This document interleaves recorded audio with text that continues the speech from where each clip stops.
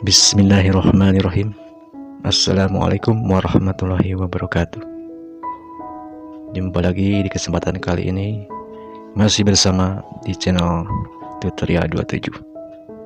Oke, dalam pembahasan ini, Bapak Ibu yang kami hormati, ada berita dari liputan6.com. Menpan RB minta pemerintah tetap alokasikan dana untuk gaji honorer. Menpan RB Abdullah Azwar Anas pada acara penganugerahan bersama pelayanan publik dan reformasi birokrasi tahun 2022 Selasa 6 Desember 2022. Di sini dia membahas nasib tenaga non ASN atau honorer.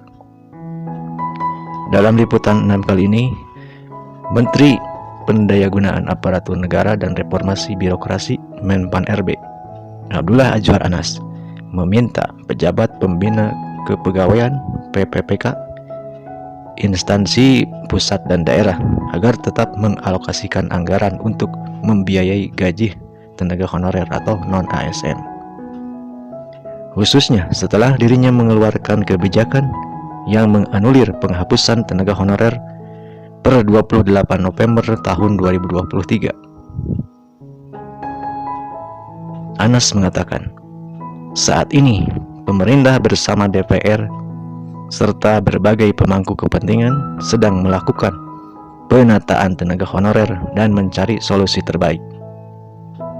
Berdasarkan peraturan pemerintah nomor 49/2018, yaitu tidak boleh lagi ada tenaga non-ASN. Namun, sesuai arahan Presiden Joko Widodo, Kementerian Pan RB diminta mencari solusi jalan tengah dengan prinsip antara lain hindari agar tidak terjadi PHK massal dan tidak boleh ada pengangguran.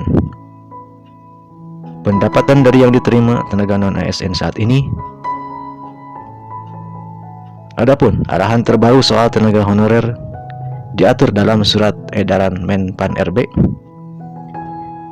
dengan nomor B-M.SM.01.00/2023 tentang status dan kedudukan EK THK2 atau tenaga honorer dalam kategori 2 dan tenaga non-ASN yang diterbitkan 25 Juli 2023. Sesuai aspirasi dalam surat edaran tersebut, sesuai masukan dan aspirasi dari berbagai pihak, tenaga non-ASN masih diperlukan dalam mendukung pelaksanaan tugas pemerintahan. Kementerian Pan RB telah meminta kepada instansi baik pusat maupun daerah untuk menjalankan sejumlah langkah. PPPK menghitung dan tetap mengalokasikan anggaran untuk pembiayaan tenaga non-ASN yang sudah terdaftar dalam pendataan tenaga non-ASN dalam basis data BKN. Demikian petikan SE tersebut. Dalam SE juga ditegaskan, semua instansi pemerintah harus mengalokasikan pembiayaan kepada tenaga honorer dengan prinsip tidak mengurangi pendapatan yang selama ini diterima. Berikut 3 permintaan kepada PPPK terkait tenaga honorer yang tertuang dalam SE Menteri Pan RB dengan nomor B-M.SM.01.00/2023. 1. PPPK menghitung dan tetap mengalokasikan anggaran untuk pembiayaan tenaga non-ASN yang sudah terdaftar dalam pendataan non-ASN dalam basis data BKN. 2. Dalam mengalokasikan pembiayaan tenaga non-ASN yang dimaksud pada prinsipnya tidak mengurangi pendapatan yang diterima oleh tenaga non-ASN selama ini. 3. PPPK dan pejabat lain dilarang mengangkat pegawai non-ASN dan atau non-PPK untuk mengisi jabatan ASN atau tenaga non-ASN lainnya. Berdasarkan Undang-Undang Nomor 5 Tahun 2014 dan Peraturan Pemerintah atau PP Nomor 49 Tahun 2018, tenaga non-ASN atau honorer sudah tidak ada lagi pada tanggal 28 November 2023. Seluruh kementerian, lembaga dan pemerintah daerah terus menghapus honorer maksimal 5 bulan lagi. Padahal, berdasarkan perhitungan Kementerian Pendayagunaan Aparatur Negara dan Reformasi Birokrasi (PAN-RB), jumlah tenaga honorer saat ini mencapai 2,3 juta orang yang tersebar di seluruh Indonesia. Bagaimana nasib mereka nanti?